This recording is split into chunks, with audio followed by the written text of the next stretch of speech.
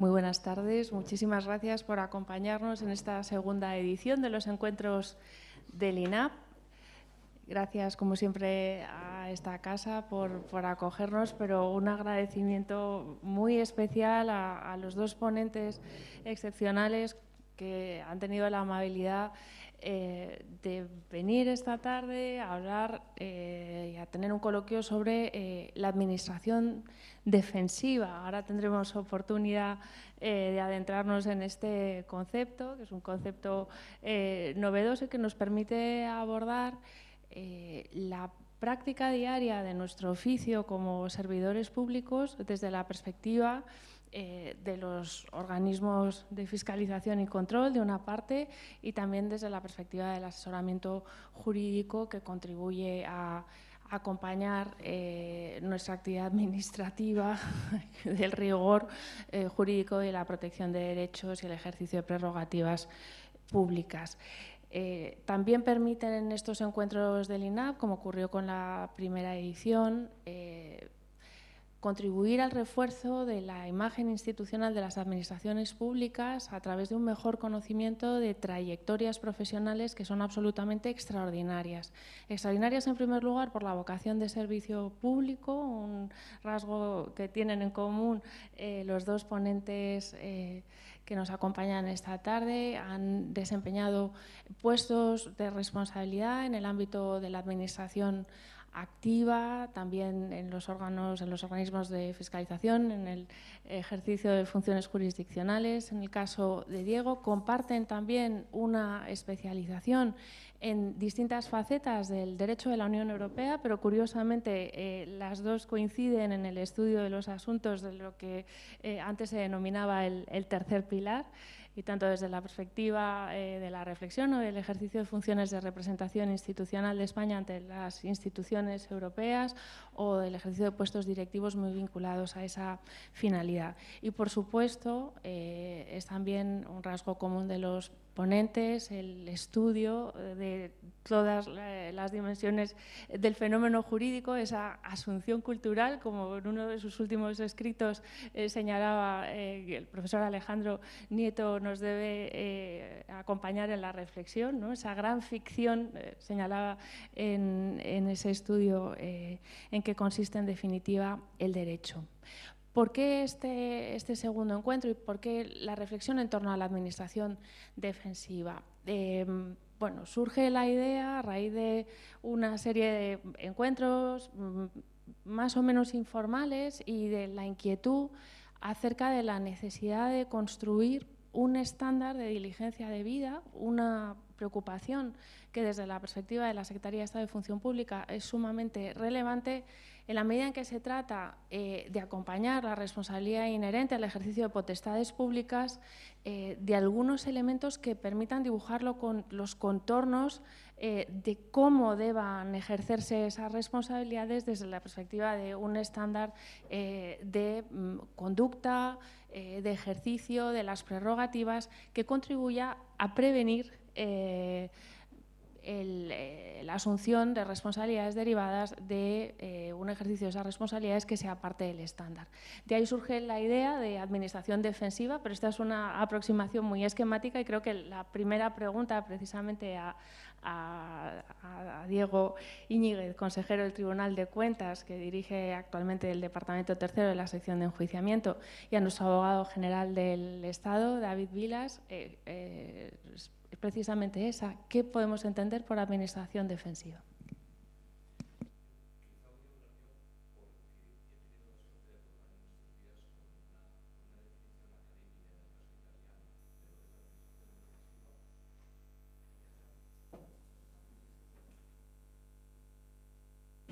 Hay un botón que lo pone verde y hace que se me oiga, magnífico. Decía que hemos dado con ella, aunque es una conceptuación que viene de un caso muy concreto, arranca de un caso en que el Tribunal de Cuentas italiano pidió una responsabilidad de 4.000 millones a funcionarios concretos por un asuntillo de fondos europeos, y a partir de ello pues, hubo toda una serie de reacciones, primero políticas, luego legislativas, las ha habido constitucionales. El Tribunal Constitucional italiano ha definido la administración defensiva, os he hablado de esto.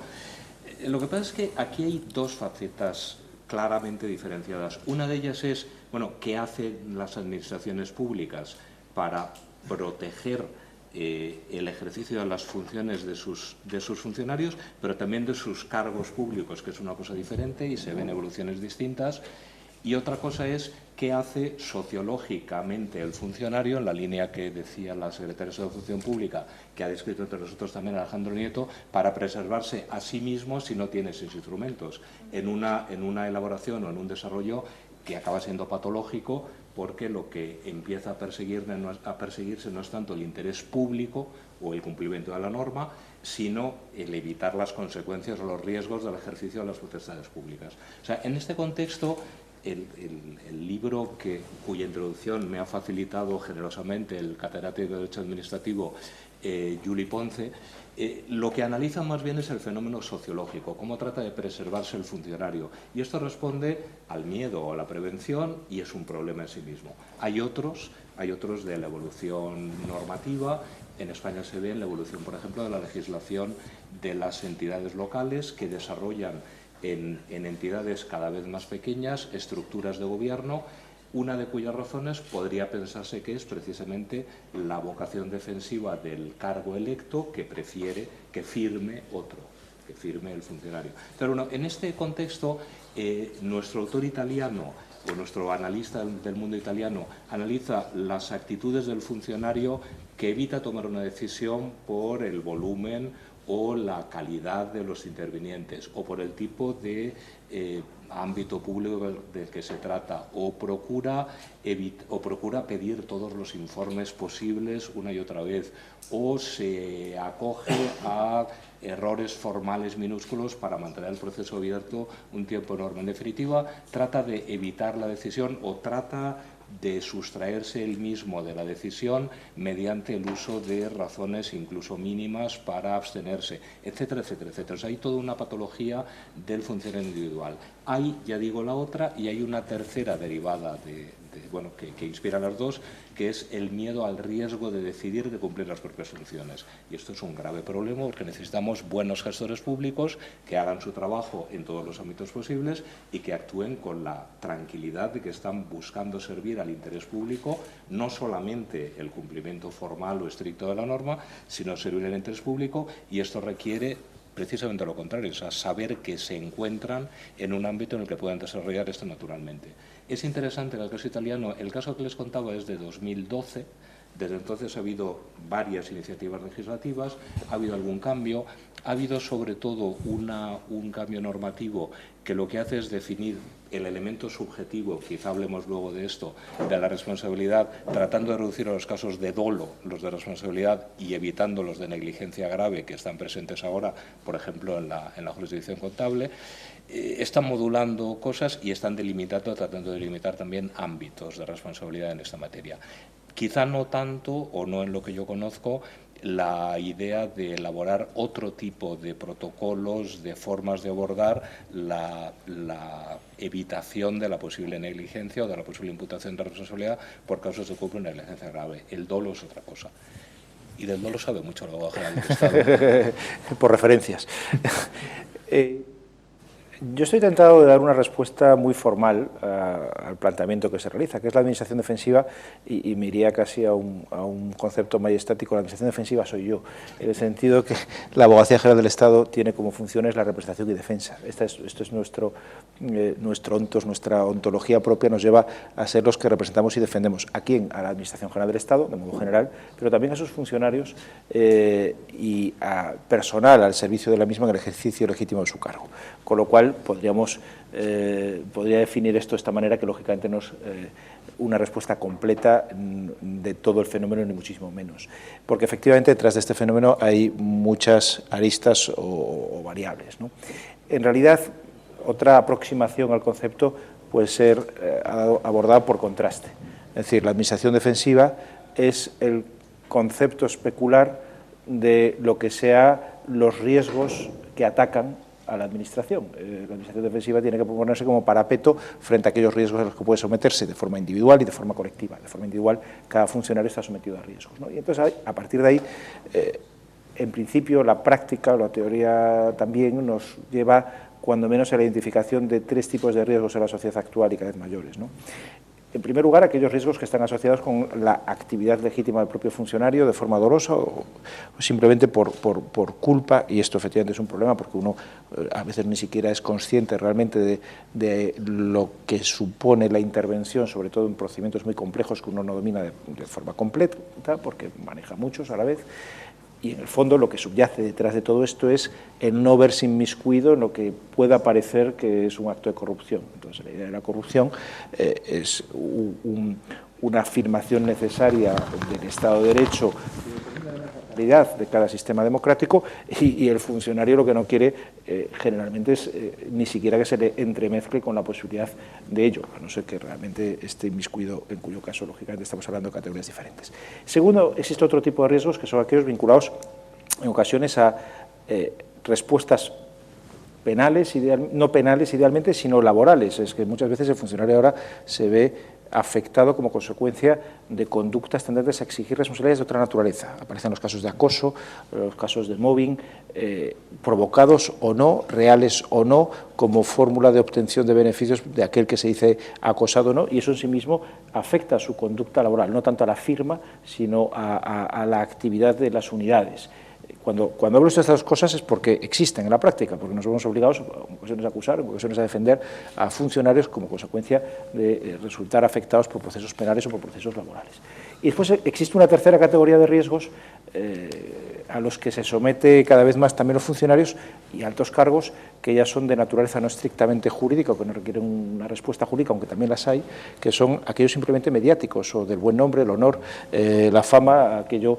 ¿Por qué? Porque uno ejerce una actividad y se ve afectado como consecuencia de la reacción frente a la institución, generalmente más que contra el propio funcionario, desde un punto de vista mediático. Y en ese sentido, por poner un ejemplo muy reciente y sin dar nombres, ayer en algunos pseudomedios aparecen como un elemento negativo el que se le haya concedido una medalla honorífica a una persona que ha realizado una actividad profesional que no le ha gustado a cierto sector político de este país. Y entonces se ve inmiscuido de pronto en lo que debía ser una cuestión totalmente diferente, con su nombre y apellidos, para meterse con esta persona, que es una forma de ejercer presión sobre ella a los efectos de las decisiones que en el futuro haya de tomar. Y frente a este tipo de cosas, existen también posibles reacciones judiciales menos habituales, a las que no estamos acostumbrados, que quizás habría que multiplicar, que es la posibilidad de ejercicio de derechos de rectificación, de demandas de derecho al honor, que lógicamente si tiene que asumir el funcionario por sí mismo, pues tiene unos costes que lo dejan inerme, ¿no? Con lo cual, la administración defensiva es aquello que pretende defender al conjunto de la función pública frente a riesgos penales, laborales, mediáticos, indebidos, y que resultan en cierta medida azuzados, aunque estadísticamente esto no está confirmado, en nuestro país por otros 2 fenómenos que tienen relación con esto: el abuso de la acusación popular, a pesar de ser una institución de raigambre constitucional, y por otro lado la multiplicación de los medios de comunicación, que eso nos lleva a un debate sociológico, efectivamente, que es lo que está detrás muchas veces de estas cuestiones, de pura actualidad, y que tiene muchas ramificaciones, muchos sujetos pasivos, unos de los cuales pueden ser funcionarios o altos cargos.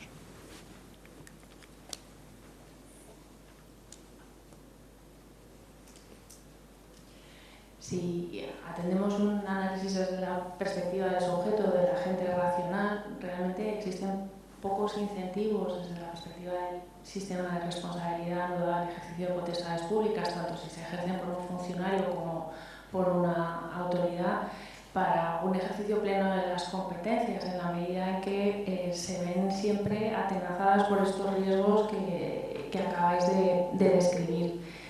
¿Es posible acompañar el ejercicio de esas competencias de determinadas medidas de protección desde la perspectiva preventiva que permitan, en cierta medida, evitar los accidentes posteriores, no tanto desde la perspectiva del blindaje de la responsabilidad jurídica, que es prácticamente imposible en la medida que tiene que existir un régimen de responsabilidad y tiene que ejercerse con todo el rigor que sea necesario cuando procede, pero sí identificar elementos elementos que están implantados en otros modelos, pienso en el derecho de la Unión Europea, en modelos de cumplimiento normativo, también en el sector privado, que ayudan a delimitar al menos los contornos del ejercicio de esas potestades y acompañarlos con medidas que ayudan a prevenir los problemas que se están que ha descrito con tanta crudeza Diego. La verdad es que en este contexto del último año de ejecución de los fondos del PRTR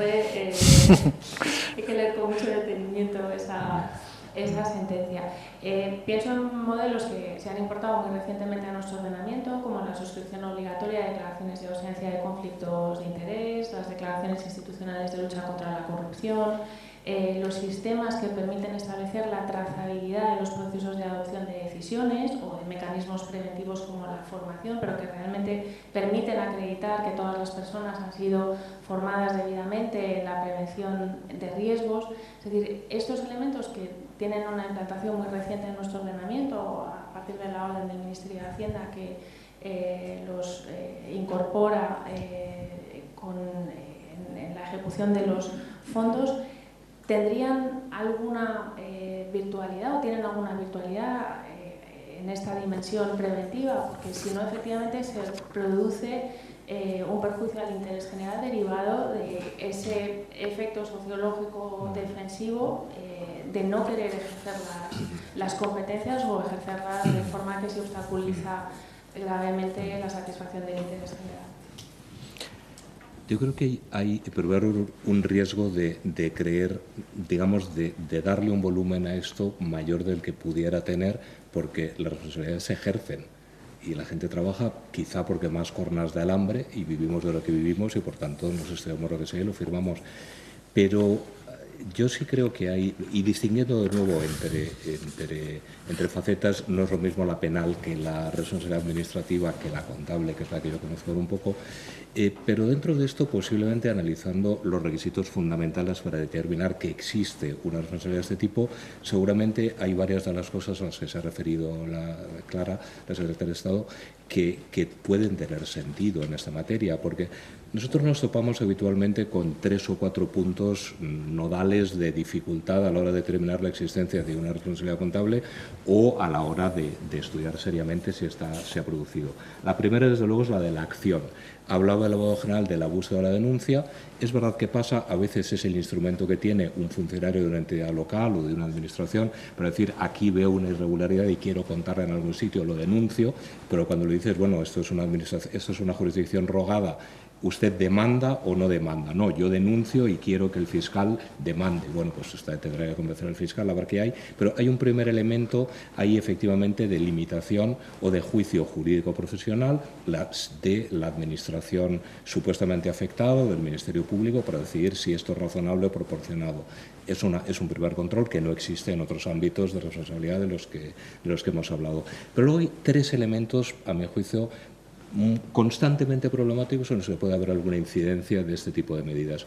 Uno es, claro, nosotros exigimos varios requisitos, por supuesto uno es el que sea cuentadante quien lo hace, de eso estamos hablando, pero uno es la vulneración de norma. Claro, ¿qué es la vulneración de norma o de norma hasta qué grado y hasta qué nivel? E incluimos aquí incluso los procedimientos, los usos, prácticas razonables y esperables. Bueno, ahí hay un margen efectivamente para lo que decía la Secretaria de Estado, que posiblemente hay que ver casuísticamente. No he dicho antes, pero lo digo ahora, que por supuesto todo lo que diga es mi opinión personal como analista juicioso y no la de un integrante de la sección jurisdiccional del Tribunal de Cuentas. Pero bueno, dentro de esto, posiblemente a la hora de decidir cuál es el ámbito normativo que está siendo vulnerado en la utilización o no adecuada de un procedimiento para tomar una decisión o para otorgar una ayuda o para hacer cualquier tipo de trámite administrativo que tenga relevancia en cuanto al control del gasto público, puede haber algunas de estas medidas que tengan sentido porque garantiza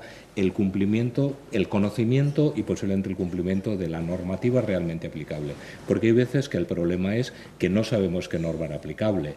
Ejemplo, organismo público, organismo empresarial vinculado a una entidad local en que se produce un fraude por la estafa del CEO, aparentemente, de 4 millones de euros. Y lo que dice la persona que está siendo juzgada es: no había ningún procedimiento, se hacían una serie de cosas habitualmente, se pedía una autorización, se llevaba esto al banco a firmar, firmaban una serie de personas, pero no hay un procedimiento. ¿Ha habido vulneración de norma en alguien que hace algo completamente distinto a lo que se hace siempre y produce una pérdida de 4 millones para su entidad empresarial? Pues hay que decidirlo en función de muchos elementos, algunos de los cuales son fundamentalmente pertenecen a la segunda categoría al que iba a recibirme, que es la de la culpabilidad. Bueno, cuando hay dolo, es bastante evidente, se ve. Pero claro, la culpa, la negligencia grave, ¿cuál es la negligencia grave? ¿Qué debe hacer un funcionario para no incurrir en responsabilidad? Bueno, depende del funcionario, depende de sus funciones, depende del organismo, depende de qué se haga, pero en general es bastante común lo que es la conducta exigible, no ya en un buen padre o madre de familia, sino una agudizada, el agotamiento de la diligencia que pedimos a un funcionario, que es, bueno, pues lo que se hace, asesorarse, no callar, preguntar al compañero, preguntar al jefe, ver cuál es el procedimiento, ver qué se hace en otro organismo, ver cómo se suele resolver esto en el propio ámbito al que uno llega sin conocerlo por la razón que sea. En caso de duda, preguntar al jefe, y en caso de que la duda persista, decirle al jefe aquello de dímelo por escrito, asumiendo el riesgo que supone el dímelo por escrito en la administración en tantos sentidos. Hay una serie de conductas que indican un afán de agotar la diligencia para evitar un daño, un perjuicio, para evitar agotar para agotar ese ámbito de diligencia, sin el cual podemos hablar de la existencia de culpa. Y hay un tercer elemento que se produce, bueno, que también concurre en todos esos elementos, que es el del daño efectivo. Pero claro, de lo que estamos hablando en la responsabilidad que conozco, pero también cuando hablamos de estos sistemas sociopolíticos en los que se refiere el abogado general, claro, el daño efectivo evaluable económicamente, con salida o no de monetario, en las condiciones que dice nuestra jurisprudencia, pero un daño efectivo al interés público, que quiere decir que hay muchos errores de procedimiento, vulneraciones formales, vulneraciones de norma incluso, que no han supuesto este daño, que no deben producir ese tipo de responsabilidad y que también hay que mirar. Ejemplo, en una ciudad española se construyen unas vías para un tranvía y se hacen unas vías para un tranvía que son costosas, pero luego no se pone el tranvía porque alguien hace un estudio económico y decide que el tranvía no va a funcionar, no va a servir, va a ser muy caro. ¿Hay una responsabilidad contable ahí? Hombre, hay posiblemente un mal uso de fondos públicos, un derroche, una mala decisión, pero la vía se ha puesto y se ha pagado el que la ha puesto. Ahí no hay una responsabilidad contable, no hay esa responsabilidad, hay que ver cuál es el daño efectivo y evaluable económicamente, etcétera, etcétera. Y esto es aplicable a casos mucho menos patentes, básicamente los de producción de una prestación contra norma o sin que la decisión haya sido adoptada regularmente. Una irregularidad no es necesariamente un daño a los fondos públicos, no es un alcance. Hay que ver. En una aproximación diferente del concepto de cumplimiento normativo, tengo que confesar de entrada mi escepticismo general respecto del sistema, pero por mi formación y por no pertenecer al sector que se ha dedicado desde un principio a abonarlo. El concepto de cumplimiento normativo, en cierta medida, proviene de una concepción jurídica también proveniente de Europa que no convencía a toda la literatura jurídica española, que era primero el reconocimiento de la responsabilidad de las personas jurídicas, la responsabilidad penal de las personas jurídicas, que se introduce en 2010 en nuestro Código Penal, entre otras cosas porque todas las directivas armonizadoras europeas contienen un articulito en donde se exige además que respondan de los hechos ahí descritos las personas jurídicas, ¿no? Esto en sí mismo ya daría para una charla, la responsabilidad penal de las personas jurídicas, que tiene un efecto muy claro en ciertos delitos en donde al final lo que se busca es una persona, sea funcionario, sea factor, sea capitán de buque, en donde no es fácil encontrar a la persona jurídica que haya de responder y que termina convirtiéndose en una especie de cabeza de turco, cosa que puede ocurrir también con funcionarios. Es en ese concepto y con esa reforma del 2010 cuando se introduce los programas de cumplimiento normativo como una especie de fórmula de exoneración de responsabilidad. Oiga, si esa persona jurídica ha hecho todo lo que está en sí mismo, porque al fin y al cabo no deja de ser un órgano complejo en donde participan muchas personas para evitar que se produjesen esas conductas, una cosa será la responsabilidad de la persona concreta que ha actuado, a lo mejor al margen o no de esa persona jurídica, y otra cosa es la responsabilidad propia de la persona jurídica, porque en el ámbito empresarial sí se puede ver al responsable criminal que está actuando en beneficio de su empresa, y la empresa lo sabe, o no. Es decir, y esto es lo que este es el origen de los programas de cumplimiento normativo, a partir del cual se genera, yo diría que casi una industria tendente a formular procesos que tiendan a justificar que se ha adoptado toda la diligencia debida en la toma de decisiones, cosa que ciertamente es complejo al final también articular en la práctica. Visto así, la perspectiva de un abogado del Estado tiende a ser a no creerse estos procesos, pero es que esto le pasa también a los fiscales y a los jueces muchas veces, diciendo, bueno, usted ha podido adoptar todas las medidas que quiera, pero en todo caso esto no le exonera la responsabilidad por esto, por lo otro, o de acuerdo con los hechos del caso. No sé si me equivoco mucho al respecto. Planteado así el tema, la respuesta a priori sería, pues mira, no sé si vale la pena tal camino con semejantes alforjas, pero lo cierto es que en sí mismo la adopción de determinadas prácticas lo que cambia son culturas jurídicas que a lo mejor no alcanzan a la totalidad de los distintos intervinientes en un proceso de decisión, pero que sí ayuda a mejorar en sí mismo las tomas de decisiones. Debo hacer un paréntesis añadido. La responsabilidad penal de las personas jurídicas no afecta a las administraciones públicas y solo desde 2015 se introdujeron para las sociedades mercantiles públicas, con lo cual ciertamente algo encima podríamos no sentirnos concernidos como administración pública a la hora de implementar este tipo de políticas, ¿no? Pero sí es cierto, y en este sentido yo creo que Diego también en cierta medida lo estaba comentando, que ayuda a identificar responsables, a identificar procedimientos. Es cierto que formaliza, pero da seguridad en cuanto que se ha seguido una vía y a lo mejor permite también identificar dónde se ha roto esa vía, que es a lo mejor a donde hay que apuntar a la hora de buscar responsabilidades, de manera que no estemos perdidos y cuando menos esas responsabilidades resulten localizadas en una determinada persona y no en todo un sistema que pueda generar incluso desde una óptica penal pues una imputación a 7 personas en vez de a una. También para eso ayuda, ¿no? Entonces, ayudas a centrar el problema y a mejorar la cultura.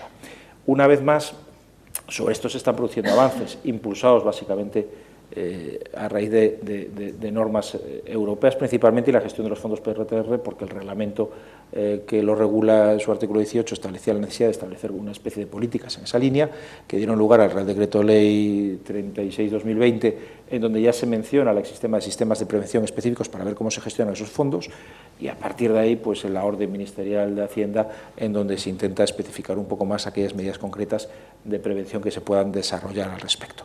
Y en ese sentido no tienen que verse como una acumulación de burocracia, sino como elementos que permitan hacer que el sistema funcione mejor en su conjunto y, de una forma indirecta, dar seguridad al funcionario interviniente, en el sentido que sabe cuál es el rol en el sistema, en ese proceso, y lo que tiene que hacer, que a lo mejor no resulta que es revisar o sabérselo todo, de todo el proceso o de todas las ofertas, sino aquello que se espera de él, ¿no?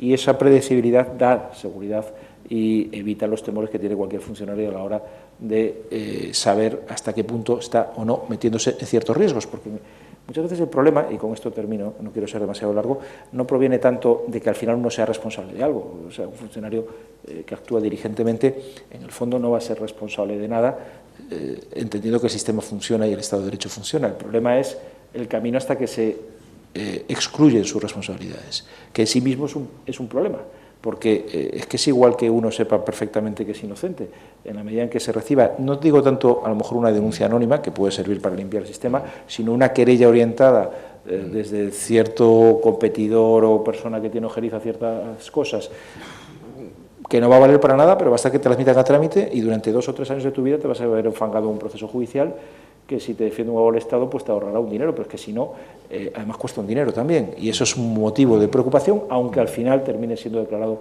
no responsable de absolutamente nada, ¿no? Con lo cual, en este sentido, no es que no haya las denuncias y la protección de los denunciantes es algo que se alienta para limpiar la administración. Me estaba refiriendo antes más al abuso de la acusación popular estandarizada para la búsqueda no de una condena al final, sino simplemente de una noticia diciendo que se ha querellado a alguien contra alguien, que es a veces lo que vemos, ¿no? Y a eso se refería mi comentario actual, que intentaba hilvanar con el segundo que he hecho. Yo en esto pensaba en ese mismo fenómeno que se ve también aquí, se ve en los niveles mínimos, en entidades locales minúsculas, donde el carácter infamante de una denuncia, te he denunciado ante tal, es terrorífica, y se ve efectivamente en un mecanismo que ya se puede seguramente analizar y protocolizar, que es el de la creación de una apariencia de realidad mediante una, digamos, noticia, mediante la publicación de algo, de una afirmación, que pasa a tomarse como una afirmación verdadera en sucesivas instancias y tiene efectivamente un efecto devastador sobre la honra y sobre la carrera profesional de aquella persona sobre la que ha caído. Y no solo eso, yo recuerdo una conversación con una persona muy experta del Tribunal de Cuentas al iniciar el trabajo, que era, bueno, es que aquí hay gente que enferma ante un proceso de estos, una denuncia, claro, el verse ante una denuncia penal, contable, administrativa, no solo supone el estar unos años pendiente de cuál sea la resolución y probablemente un gasto, supone pues pequeñas cosas como tener que asegurar cuantías que determinan prácticamente la muerte civil durante este tiempo, porque lo que un funcionario tiene es el piso y el piso queda embargado, posiblemente un ambiente familiar regular ante esta situación por muchísimas razones de las seguridades y de las inquietudes y de las consecuencias que tiene, y en general tiene un efecto devastador sobre la propia percepción del funcionario público honrado, cuidadoso y cumplidor, que ve cuestionado lo que ha sido su vida probablemente. O sea, tiene unos efectos terroríficos que efectivamente son muy difíciles de evitar con esta buena voluntad con la que seguramente operamos todos. Y hay otra cosa a la que quería referirme. Seguramente que hay alguno que otro funcionario o funcionaria. ¿Tienen ustedes un seguro de responsabilidad profesional en general?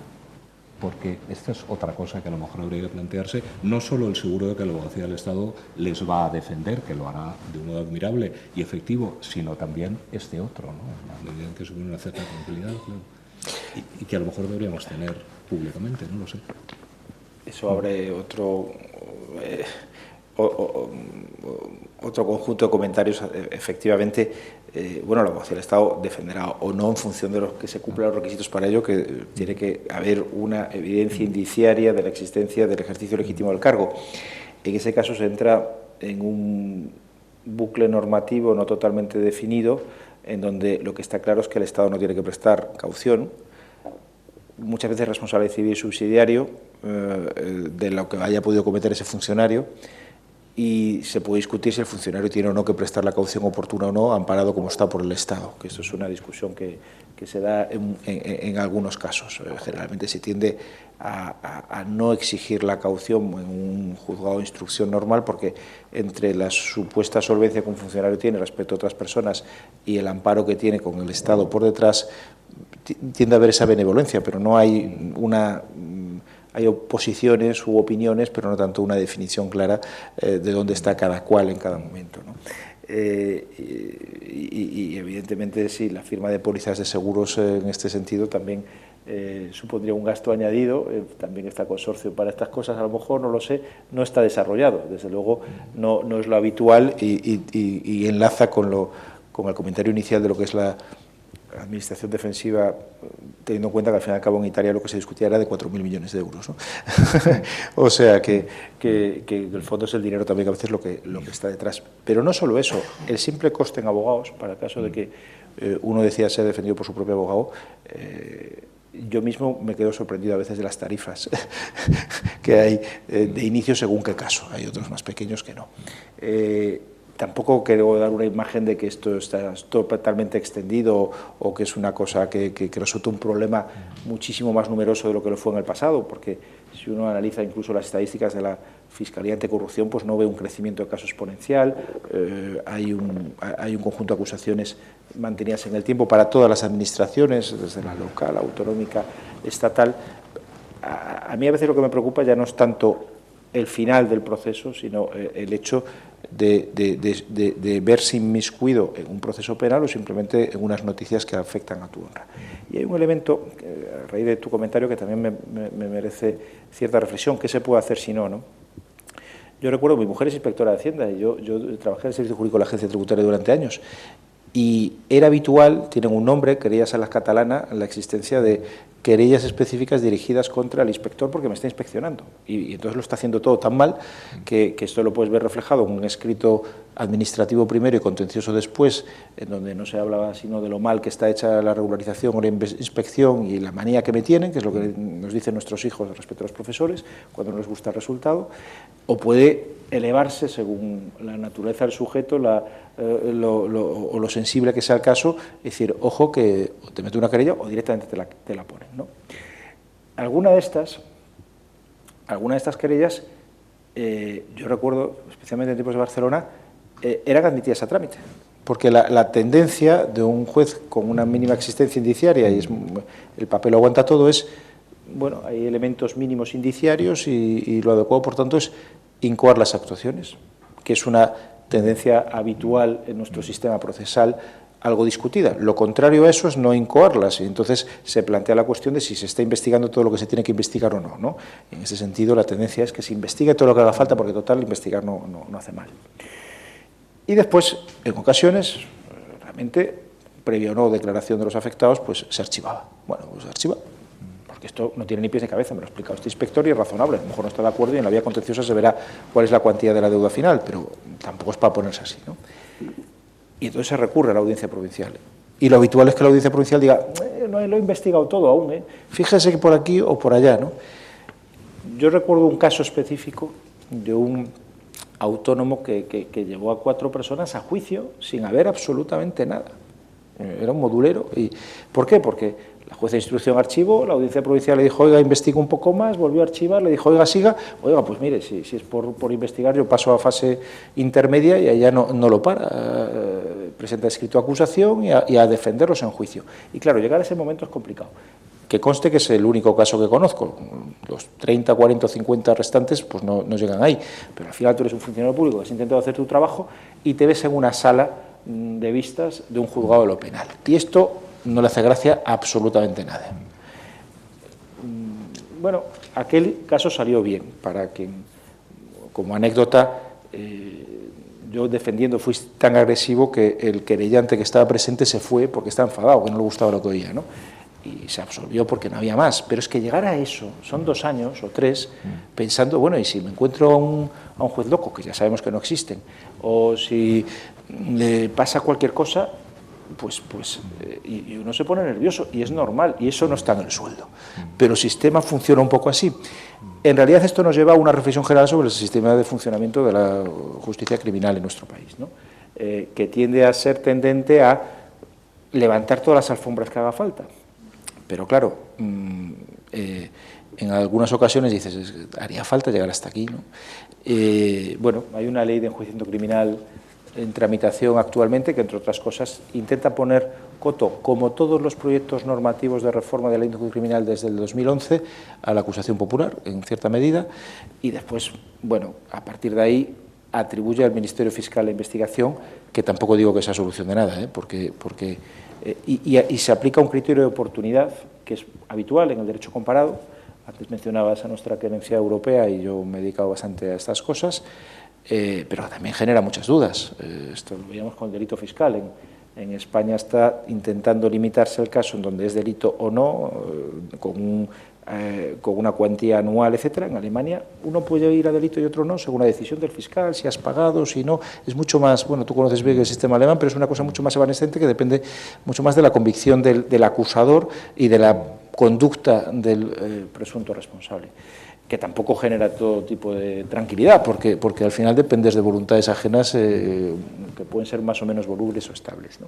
O sea que no digo que haya soluciones fáciles, pero desde luego el modelo actual tiende a favorecer la investigación y esto pues genera un aumento de riesgo, no respecto de una condena final, pero sí respecto del vía crucis que supone no llegar a ella.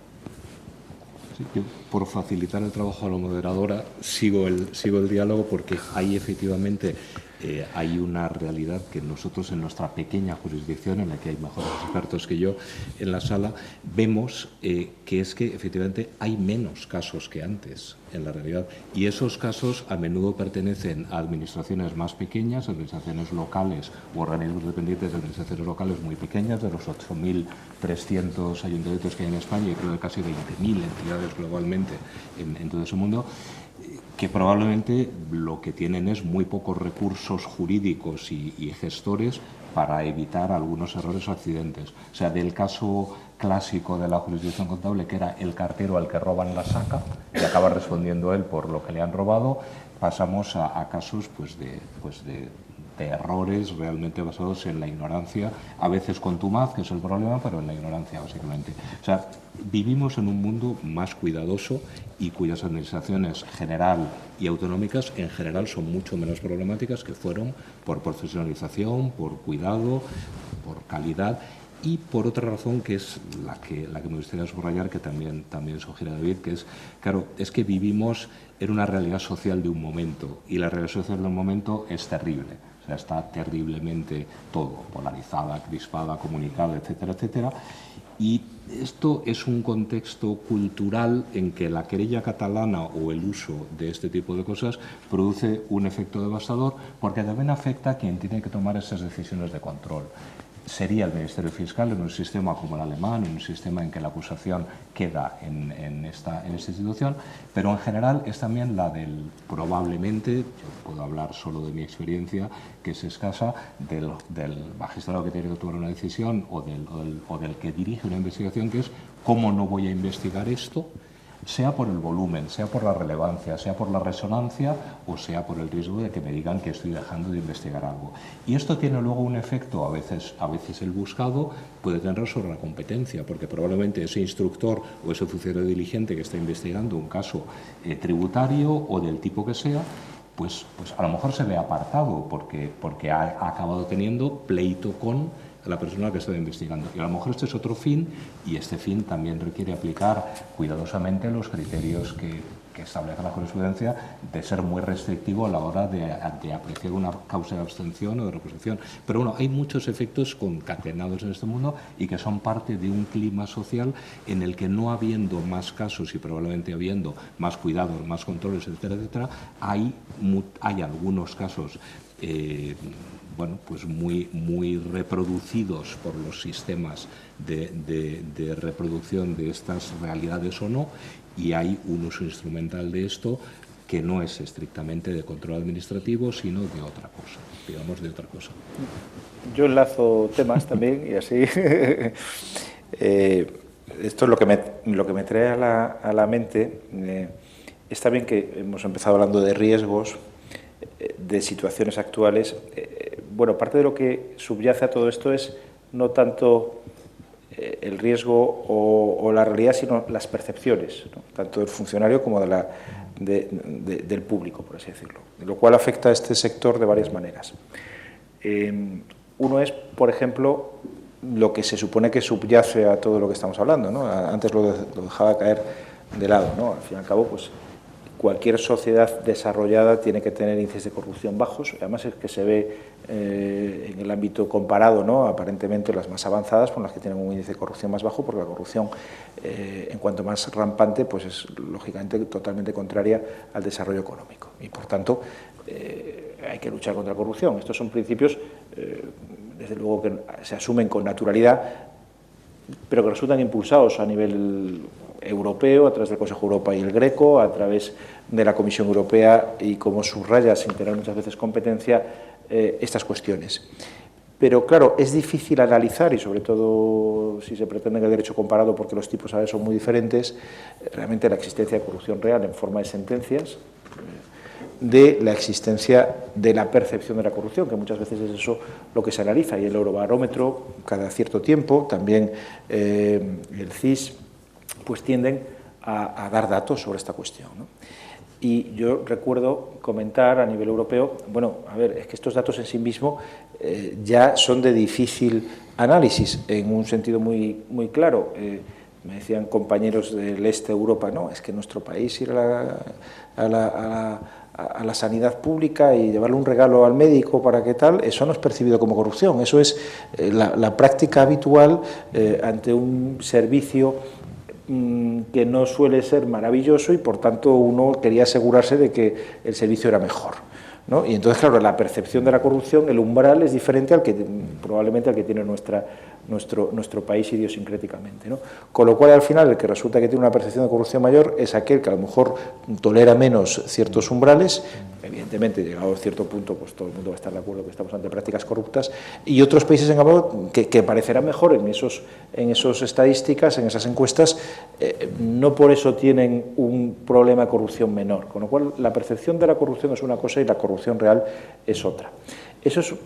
Y esa percepción también opera para el funcionario, es decir, la percepción del riesgo que tienen, y por eso decíamos que servían los sistemas de compliance para rebajarla, es decir, no es un problema tanto de que una persona si quiere delinquir, como la mayoría de todos estos delitos, como decíamos al principio, son dolosos, sabe si lo quiere hacer o no, y por tanto el que está delinquiendo voluntariamente o el que está pidiendo un sobre, pues sabe el que lo está haciendo y ahí no hay duda, ¿no? Los problemas se producen para los que no quieren delinquir en absoluto y sin embargo tienen miedo a lo que tienen que hacer, ¿no? Y eso es porque no conocen todo el proceso, por ignorancia en ocasiones, o simplemente por una percepción de que esto es un lío y yo soy incapaz de poder gestionar esto de una forma completamente razonable y ajustada a derecho. Entonces muchas veces es un problema de percepciones. En ese sentido, cuando menos vinculo eso también a la respuesta que antes di en relación con los sistemas de compliance, que tienden a reducir la percepción de que estás haciendo algo que está fuera de un carril, ¿no? O fuera de... Siempre está el procedimiento administrativo, pero el compliance puede ayudar a identificarlo de una manera más clara, incluso para el propio funcionario, sobre todo en administraciones no demasiado versadas.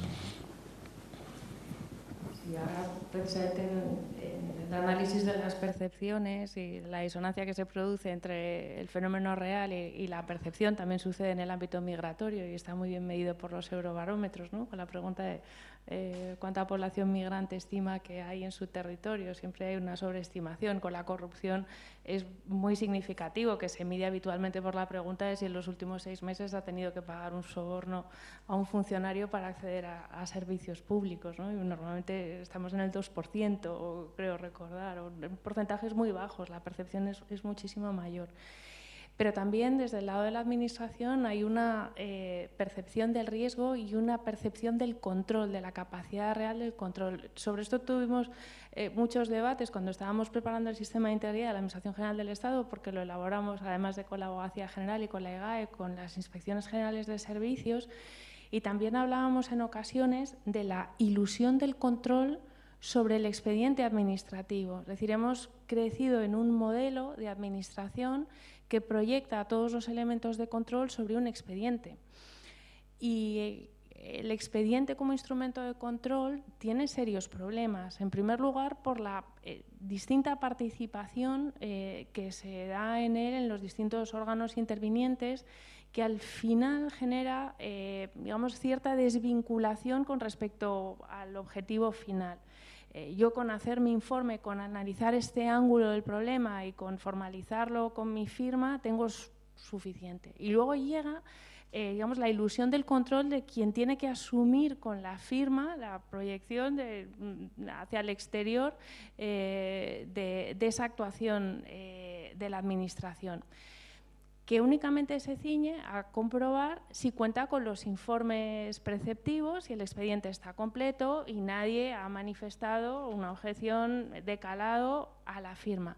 Sin embargo, desde la perspectiva de los modelos de cumplimiento normativo, que beben de toda la perspectiva de normalización industrial y, por tanto, el enfoque es otro, el enfoque está sobre los procesos de trabajo y su resultado final. Es decir, se piensa en la Administración como una estructura productiva que tiene que producir elementos de gran calidad. Y en la producción de calidad no sujeta a riesgos. El énfasis no está tanto en que el producto final contenga todas las piezas, sino que esas piezas trabajen armónicamente para producir un resultado que se sujeta a un estándar. Por eso es muy importante el análisis de procesos, que está también en el sistema de integridad, que tiene que estar contenido en un sistema de información, si no es ficticio también. ¿Qué es lo que aporta la perspectiva del análisis de procesos de trabajo? Primero, evita esa ilusión de pensar que yo, con hacer únicamente la pequeña responsabilidad que tengo asignada y que se materializa en esta pieza que va a un expediente, he cumplido con la parte que me corresponde.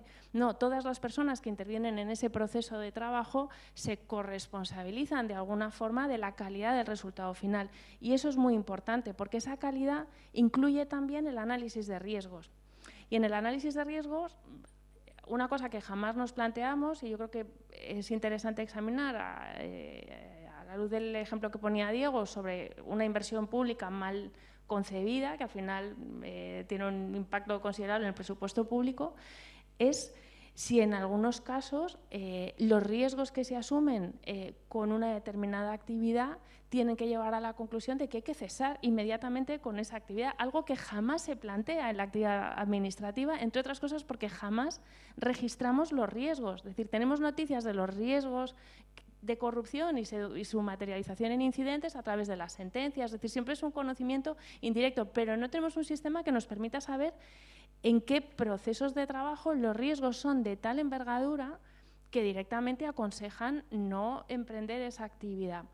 Y esa perspectiva del cumplimiento normativo, que tiene que ser efectiva, no puede ser una ficción más, otra ficción de expediente, de firmar unas declaraciones de ausencia de conflictos de interés que no vienen precedidas de un examen de si realmente hay un conflicto real o potencial, creo que es lo que nos falta en nuestro sistema, porque hay un escepticismo generalizado acerca de su virtualidad para convertirse en instrumentos efectivos de un modelo de prevención que funcione. Pero yo quería también darle la palabra a las personas que nos acompañan hoy, por si alguien quiere formaros algunas preguntas, por favor, adelante. No sé si... Ahí está el micrófono, hay un micrófono.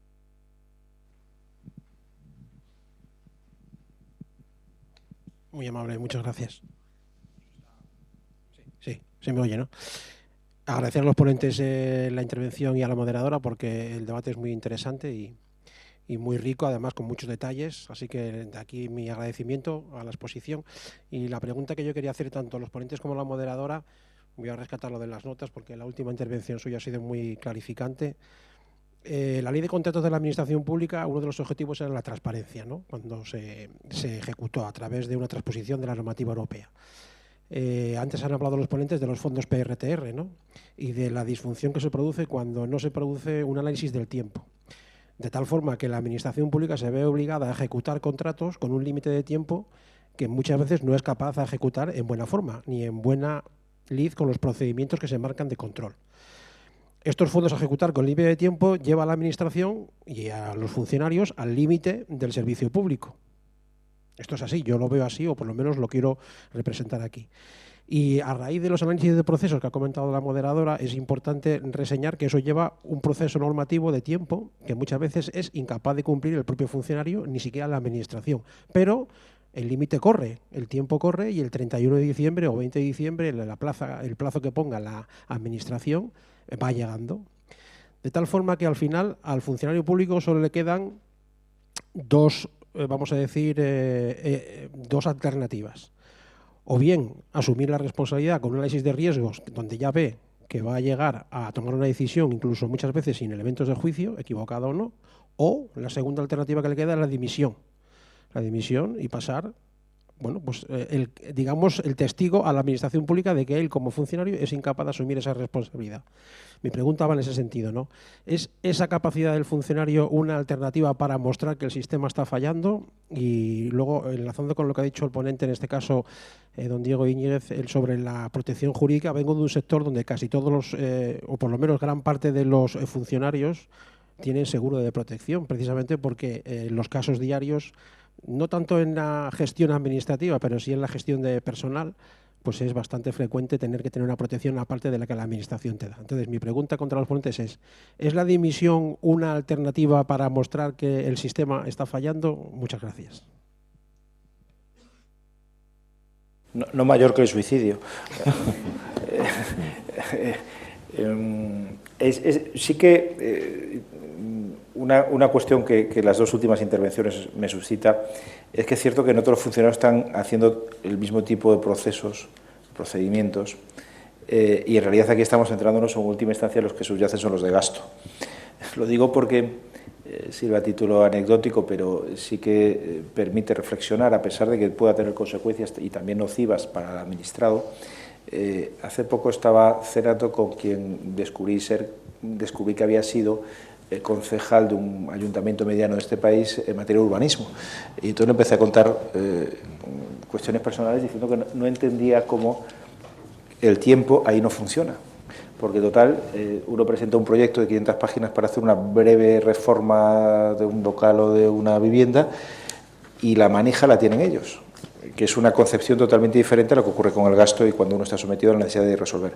Porque aunque parezca que pueda haber un silencio, un sentido en el otro después de que se haya presentado un proyecto que no te han autorizado, el recurso es llevarte a la melancolía en la medida en que al fin y al cabo en algún momento será necesario y uno lo que quiere hacer es la obra. Uno lo que quiere ahí es gastar el dinero privado para ello, con lo cual, y él decía, es que es imposible cambiar eso, no hay manera a no ser el modelo de administración en ese sector urbanístico en donde pasas del otorgamiento de licencia a una declaración responsable que supone un menor control de la administración y tú empiezas a hacer cosas, pero después eso lo tienes que llevar acompañado de otro modelo de inspección distinta para saber lo que se está ejecutando realmente y si se ajusta a lo que tú te has asumido. ¿Qué ocurre? Que ese tipo de gestión administrativa no genera los riesgos de los que estamos hablando, porque no están sometidas al tiempo y porque las consecuencias de tu decisión, a pesar de que pueden ser nocivas en la medida en que tiene un coste financiero o simplemente puedes evitar que el sector privado pueda invertir aquello que tenía pensado, porque el tiempo pasa y eso puede ser nocivo, es totalmente diferente en el caso de los expedientes de gasto. Y es cierto que ahora resulta acuciante o resulta generador de una percepción de riesgo elevado el hecho de estar casi con la necesidad de gastar un cierto dinero en ciertos proyectos que si ya uno no sabe, el mismo que lo presenta, cómo van a salir, pues aquel que lo tiene que controlar a priori para financiarlo parcialmente, pues actúa todavía más a ciegas. Ante esto, dimitir, bueno, no sé, si uno dimite pierde la plaza. ¿Qué quiere decir dimitir? O sea, porque en el sistema de función pública pues uno podrá cambiar de destino, que algunos lo hacen, pero dejar de acudir a trabajar no, porque tiene también unas consecuencias. Me refería más bien a dejar clara la posición de que no hay una manera para la administración, no hay una manera para la administración correcta de ejecutar eso. Cuando digo dimitir del cargo en sí, porque de funcionario público no se puede dimitir, eso es evidente, ¿no? Pero de jefe de un departamento sí, ¿no? Si uno tiene la plaza, hasta que no obtenga una plaza diferente, ¿no? Claro. Se me ocurre ser nombrado jefe de programa de algo, de una compra de un material. Sí se puede cesar, sí se puede dimitir de ese cargo, ¿no? Entonces, sí, por lo menos si no se puede dimitir se puede mostrar el deseo y si no que te cesen, digamos, ¿no? Llevarlo al extremo de que te cesen, ¿no? Pero bueno, que es un reflejo de lo que, quiero decir que eso es un espejo al que se tiene que mirar cuando la administración, cuando ocurre eso es porque algo está pasando y creo que es sintomático que es la administración la que provoca ese problema, no es el funcionario en sí el que lo tiene. El funcionario lo que tiene es un problema de tiempo y de control. Hablo de que lo hemos enfocado al gasto, pero lo podemos enfocar a cualquier actividad que la administración te ponga la trampa a la vez que te pone el momento de decisión, ¿no? Y eso el funcionario al final es una persona, es un ser humano, lo hemos hablado aquí, tiene una serie de condicionantes y en el análisis de riesgos ve que el riesgo es tan grande respecto a la decisión que tiene que tomar y no tiene herramientas para mitigarlo. Yo creo que precisamente cuando planteábamos como tema de esta conversación la administración defensiva, estamos refiriéndonos a un fenómeno que es aquel al que se refiere usted, que es el de la dimisión. La dimisión no es posible, pero se producen prácticas de elusión de la propia competencia, de evitación de la decisión, de evitación de responsabilidades, de alargamiento de procedimientos, de ver cómo me aparto yo de esta decisión para que no me estalle a mí, no la tenga yo en la mesa. Es esta patología, efectivamente, o en la parte sociológica de esta patología. Claro, esto hay que cruzarlo efectivamente con el tiempo, y el tiempo a su vez es raro que haya reacciones contra el alargamiento de los tiempos o de los procedimientos, eso es un problema, y hay muy pocos recursos. Yo en esto, volviendo a la anécdota, En mi tiempo de magistrado de lo contencioso, la mayor pesadilla quizá no era el tomar la resolución adecuada y creerse lo adecuado al valorar la prueba, etcétera, etcétera. Era lograr que se ejecutara la decisión. O sea, esa orden de demolición de un inmueble que lleva años en un expediente puesto en un anaquel y que produce una pesadilla constante, hasta que se produce otro fenómeno que también es parte de la sociología, que es, bueno, ya está bien, y envía uno una pregunta muy amable, no sé si era el artículo 503 del Código Penal, el que, preguntando a los efectos del artículo tal, en ese ayuntamiento, dígame quién es el funcionario o cargo público responsable de ejecución de esta sentencia. Produce milagros. Corre, se pone en marcha el procedimiento de demolición rápidamente. Pero la clave de todas formas de la intervención es el riesgo. Cuando hablamos de riesgo, ¿el riesgo para quién? Porque el problema es ese. Lo que dice Bueno Armijo, el autor de este libro, del que he tenido conocimiento, lo que dice es que, claro, el problema es que hay que hacer lo correcto y no lo conveniente. Lo correcto, que es, por supuesto, la aplicación de las normas, pero es lo correcto para el interés público y no lo conveniente para el funcionario que lo debe ejecutar o que debe hacerlo. Y ahí tenemos esa evaluación de qué riesgos tengo yo en cuenta a la hora de tomar una decisión. Ese es el modelo que, digamos, el modelo sano de evaluación del riesgo, y hay uno perverso, que es qué riesgo corro yo de ofender a alguien, de que se produzca un follón, de salir en los medios, de hacer no sé qué, si participo en esto y me identifican y salgo como tal. Quizá aquí hablamos, este es el problema que tratamos de definir, cómo nos enfrentamos a ese tipo de problemas o qué podemos hacer para enfrentarnos a ello. La solución la tiene la Audiencia General del Estado. Nunca, porque nunca tenemos la última palabra. O sea que nosotros somos parte solo. Yo quería darle una enhorabuena por la exposición de los riesgos. Lo que pasa es que, aunque sea un poco de broma, parece que ser funcionario es peor que ser torero, porque, madre mía, los riesgos que tenemos y el miedo que nos da. Creo que el problema está en el miedo que vamos adquiriendo por los riesgos que tenemos. Yo creo que estamos en una sociedad, la sociedad del miedo, y eso nos inactiva en parte, porque pensando en el riesgo que tenemos no queremos incurrir en los problemas que eso nos puede generar, con lo cual perdemos libertad y autonomía para tomar decisiones. En el fondo eso es asumir responsabilidad. Y eso es el sistema que hay desde mi punto de vista. Luego, en eso quería ver que esto tiene mucha interrelación en cómo funciona la administración, en base a estos riesgos y en base a cómo nos protegemos, que es humano, eso cómo afecta al funcionamiento de la administración, porque claro, ¿cuál es el objetivo de la administración? No solo cumplir objetivos, ser eficaz, sino eficiente, con los menos recursos y con las mejores formas. De tal manera, eso cómo lo conjugamos. Entonces, sí, estamos aquí haciendo, como el Dr. House, el tema del diagnóstico de los riesgos. Pero ¿cuál es la solución? ¿Cuál es el tratamiento? ¿Existe tratamiento? ¿Lo conocemos? ¿O alguien va a poner un tratamiento para que eso se vaya corrigiendo a lo largo del tiempo? Porque luego, claro, hablamos de la asunción de responsabilidad de los funcionarios.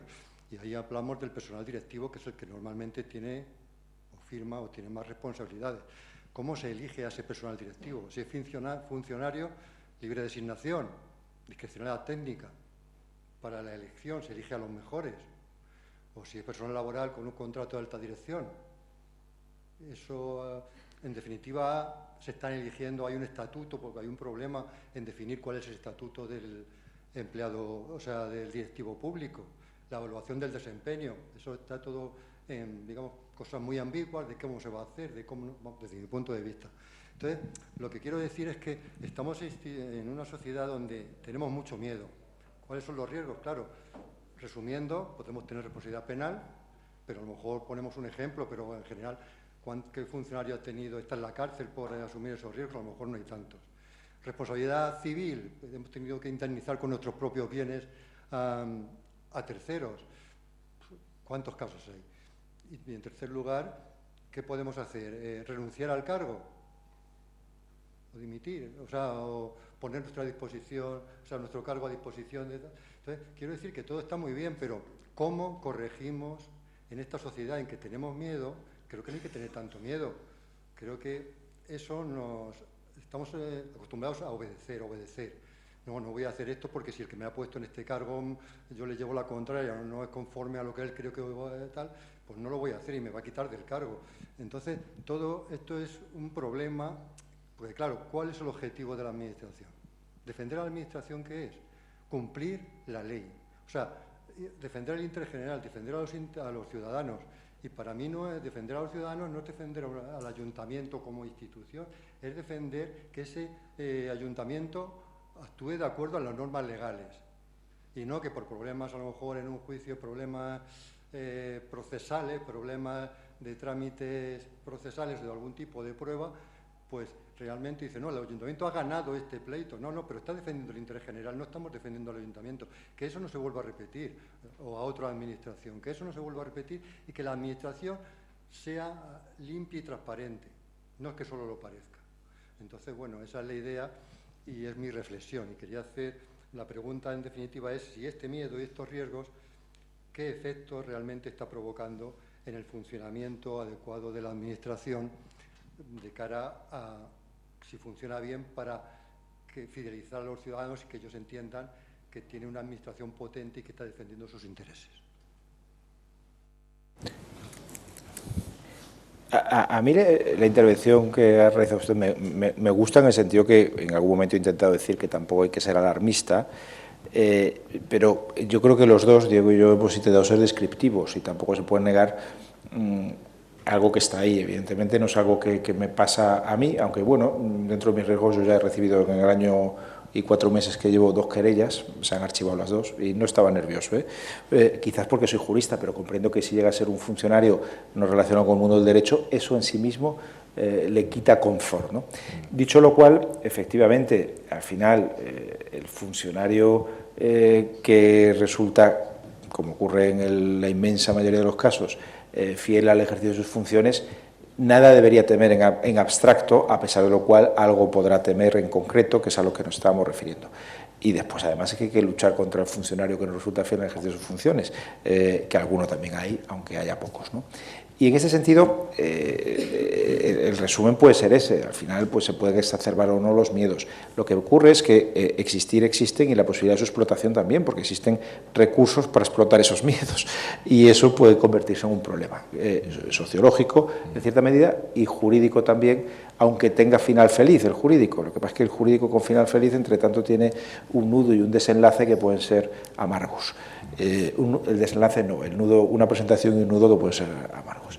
Y en ese sentido no se aparta mucho de lo que hemos dicho anteriormente. Después ya sobre el sistema de selección, el personal directivo y tal, esto es hablar de temas genéricos de función pública que están ahí. No sé si un sistema o el otro asegura que los riesgos disminuyan o no, porque muchas veces las cosas no vienen determinadas por la validez de la decisión o por el raciocinio con que se ha tomado, sino por otro tipo de circunstancias. En todo caso, como haciendo Doctor House, el tratamiento a prescribir sería más prevención a medida de que se desarrolle el cumplimiento normativo y cuando menos nosotros ofrecemos una defensa en los términos orgánicos que nos permite nuestro estatuto, que de algo sirve también, como ya curado paliativo, no como preventivo.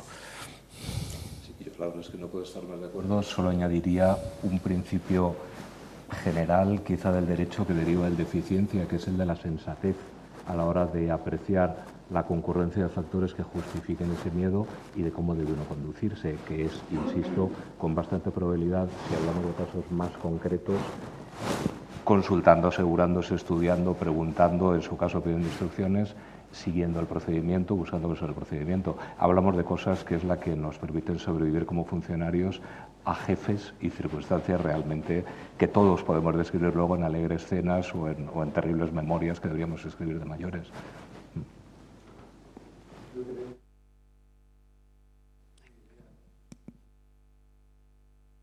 Del empleado público y las normas de desarrollo, una mayor protección con respecto a estos riesgos, por ejemplo, pues que sea obligatorio que la administración tenga un seguro de responsabilidad civil con respecto. No, eso se puede hacer, no es que no se quiera, que sea una ilusión.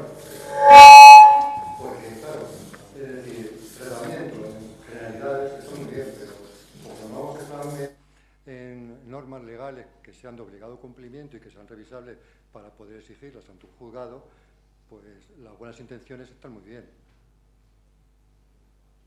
Entonces, el referenda sería ideal. Sí, yo quería hacer una pequeña intervención en relación con lo que está comentando nuestro compañero, ¿no? Hombre, yo creo que está bien tener las leyes cuanto más desarrolladas mejor, pero yo creo que nunca van a alcanzar todas las necesidades que se tienen, ¿no? En ese sentido, la sensatez es un principio admitido, ¿no? Existen los principios generales del derecho que todo el mundo, pues, intuitivamente, mínimamente conocemos, ¿no? Quiero decir que en muchas ocasiones nos vamos a encontrar en un problema que no es legal, pero que sí es ético. En eso sí que yo creo mucho en lo que es que la Administración tenga verdaderos sistemas de control de integridad, con un compromiso firme de que desde el primer directivo hasta el último conserje van a responder a una serie de criterios éticos propios y exclusivos para ese tipo de entidad. No son los mismos los criterios éticos que tiene que tener, en mi caso, por ejemplo, que pertenezco al Tribunal de Cuentas, los que pueda tener la Abogacía del Estado, los que pueda tener el INAP, ¿no? Habrá un marco que sí puede ser muy común, pero luego cada uno tendrá nuestras especificidades. Y en eso sí que creo que en eso tenemos mucho que avanzar. Y eso sí que va a dar seguridad también al funcionamiento de los funcionarios. Si hay un marco ético en el cual tú estás cumpliendo ese marco ético, vas a tener menos problemas a la hora de enfrentarte a tomar una decisión que te puede ser en algún momento difícil de adoptar y vas a tratar de evitar ese riesgo psicológico para no adoptarla. Es mi opinión.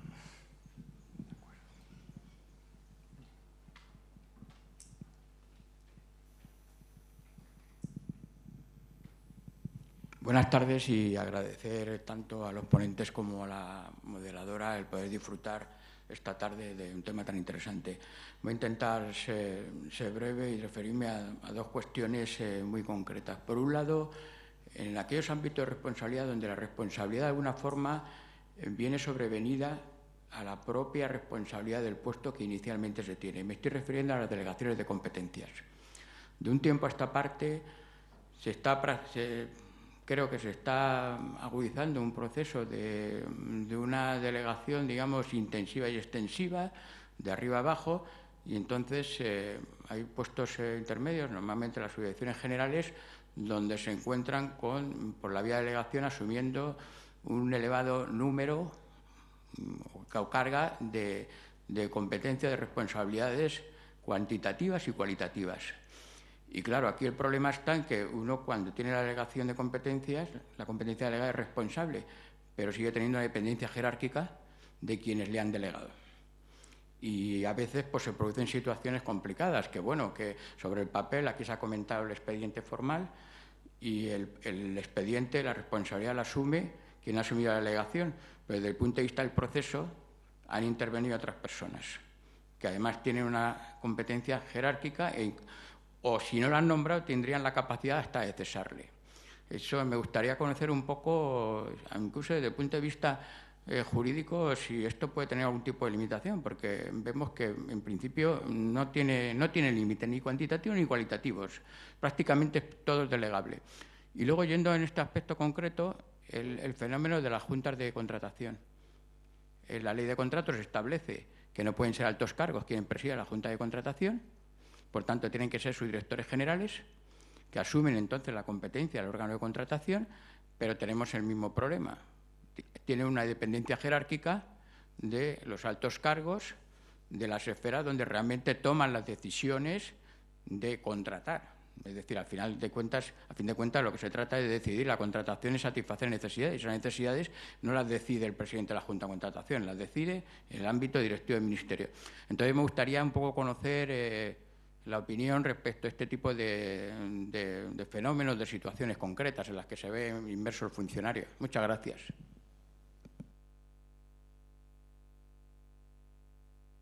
Dos cuestiones. Una, retomando un tema anterior sobre los derechos del empleado público. En el Estatuto Básico del Empleado Público aparecen esos derechos y uno de ellos es a la defensa jurídica y protección de la Administración Pública bajo ciertas condiciones que abren, en su artículo 14, letra F, bajo ciertas condiciones que abren una panoplia de posibilidades a la hora del otorgamiento o no de esa defensa, pero bueno, eso existe por un lado. En segundo lugar, había una segunda intervención donde se hablaba de la sensatez, etcétera. Otro elemento, y además aquí yo creo que es un buen lugar para decirlo, es la transparencia en la actuación de la Administración, que hace que también uno se autocontenga a la hora de hacer las cosas, porque van a ser vistas después, ex post facto, como consecuencia del expediente, o incluso de una forma natural por cualquier interesado.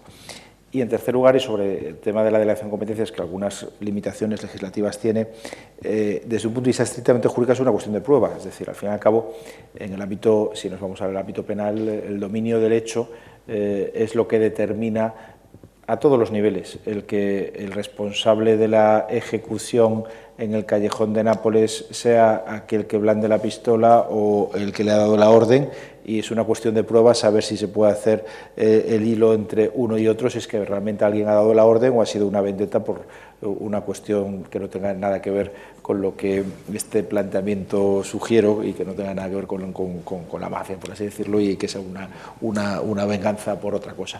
Quiero decir que, como en derecho, pues todo depende de los hechos y de cómo resultan probados. Evidentemente, si aparece la firma de alguien haciendo algo quiere decir, pero si hay una mente detrás, habrá que llegar a determinar quién es el responsable final o no. En un ámbito distinto, esto nos rompe la cabeza bastante sobre el delito fiscal últimamente, donde falta dolo para su comisión y algún responsable tributario resultado absuelto porque se supone que no se enteraba de nada y era la mente pensante el único que resultó condenado, ¿no? Esto es una discusión, con lo cual son cuestiones ya de teoría general de derecho penal, ¿no? Pero hasta ahí podría yo avanzar en el análisis de lo que sugiere. Sí, yo al hilo iba a referirme también a la cuestión de la culpa. Claro, hablamos al final de la vida misma, cómo se produce uno en un órgano colegiado, cuáles son los elementos que le quedan para salvar su responsabilidad o para manifestar su opinión frente a la mayoritaria, etcétera. Una junta de contratación ofrece posibilidades como lo ofrece un órgano colegiado.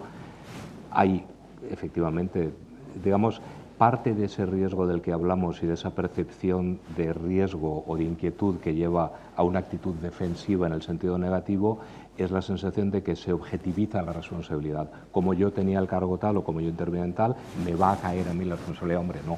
Claro, tenemos que delimitar ese elemento de culpa, etcétera, etcétera, dentro de una realidad que es que el subdirector general, que era tradicionalmente el pilar de la administración, bueno, probablemente se ha convertido en el puesto peor posible que existe en la administración por todo ese cúmulo de responsabilidades que caen sobre uno, que va desde la administración del personal hasta el de la responsabilización de un ámbito cada vez mayor de las competencias del órgano.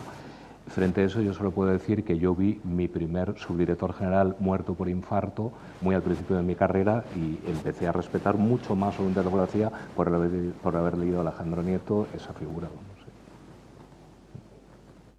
Bueno, para evitar que el coloquio finalice con administración defensiva, dimisión o suicidio, yo creo que, vamos, o infarto, eso es, podemos pensar, además de los sistemas preventivos, modelos de integridad, códigos de conducta, prevención de conflictos de interés, en elementos que se puedan modificar desde el punto de vista de la exigencia de responsabilidad penal y contable, puesto que son normas que están operando en un contexto que ha cambiado aceleradamente y que efectivamente están abocando en muchos casos a que no se pueda cumplir con la obligación de servir los intereses generales en algunas parcelas de la actividad administrativa.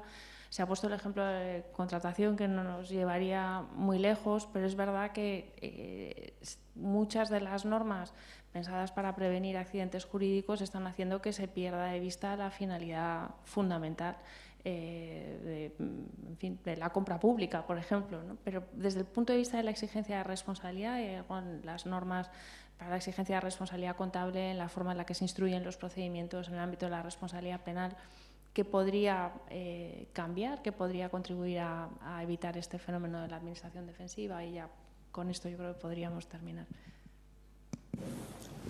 Yo sí tengo una pequeña idea en mi ámbito y estoy encantado de poderla encontrar en algún sitio.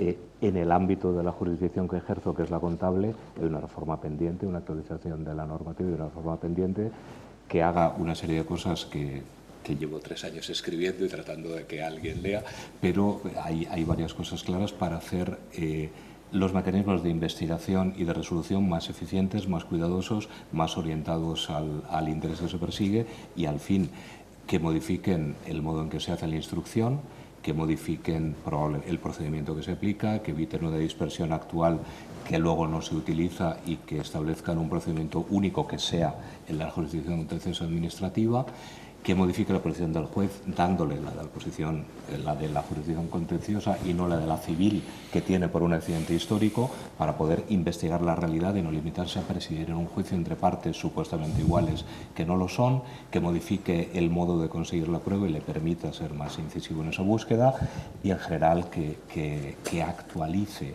a la realidad de que investigamos casos en que lo que se ventila es un interés público, con fondos públicos, con funcionarios públicos, con una prueba que esencialmente es un expediente único, de un modo más razonable, más ajustado a la realidad y más actual. Reformemos la legislación actual de la jurisdicción contable que viene de hace 40 y tantos años, viene del 88. Y respecto a las demás jurisdicciones, lo cierto es que la mención a reformas, parte de los problemas que hemos descrito son problemas globales, es decir, que no son problemas que aparecen solo en el ámbito en el que estamos hablando, sino que se comunican desde ámbitos generales al ámbito de la función pública, y me refiero cuando esto se judicializa desde un punto de vista penal. Lógicamente, una ley de enjuiciamiento criminal nueva que está en ciernes y sobre la que se viene hablando desde hace muchísimos años, alteraría en cierta medida esto, sí, pero en todo caso no con soluciones ad hoc. Me temo que no contiene demasiadas soluciones específicas respecto del ámbito de la función pública como tal. Lo que puede ayudar es la especialización, sí, también. La Fiscalía acaba de crear la fórmula del fiscal de sala de delitos contra la administración pública como algo distinto a los delitos anticorrupción, pero algunos de los problemas diagnosticados provienen de la imbricación del ejercicio de la función pública con el funcionamiento de la Administración de Justicia, y no sirve en absoluto de consuelo, pero habiendo acudido a alguna charla de compliance en el sector privado, al final las críticas de todos los encargados de compliance de distintas entidades privadas no versan tanto sobre qué pueden hacer internamente para mejorar sus procesos, sino de cómo funciona el sistema penal en su conjunto, el manejo del tiempo en el mismo, el hecho de que sea demasiado extensa una instrucción penal, a pesar de la existencia ahora de plazos, lo cual nos lleva ya a discusiones pues más generales acerca de provisión de más puestos de jueces, que es otra de los leitmotivs habituales, etcétera, que hagan que todo sea más corto, la posibilidad de archivo por oportunidad o discrecionalidad de otra manera. Son problemas generales que valdrían perfectamente por una charla de derecho penal más que para o derecho procesal penal que para este caso concreto, ¿no? En el ámbito contable está todo mucho más focalizado y seguramente sería más útil porque estaría más con bisturilla, que estamos utilizando tanto terminología médica, la solución. Muchísimas gracias por vuestras intervenciones. Yo creo que hay material suficiente para seguir abordando este asunto y desde luego tener la oportunidad de compartir las reflexiones de Diego sobre las reformas pendientes en materia de jurisdicción contable y que nos puede ofrecer las nuevas reformas de la ley de enjuiciamiento criminal para evitar este fenómeno. Muchísimas gracias también a todos por su asistencia esta tarde y esperamos poder vernos en una nueva edición de estos encuentros. Muchas gracias, Alina, por acogerlos. Buenas tardes.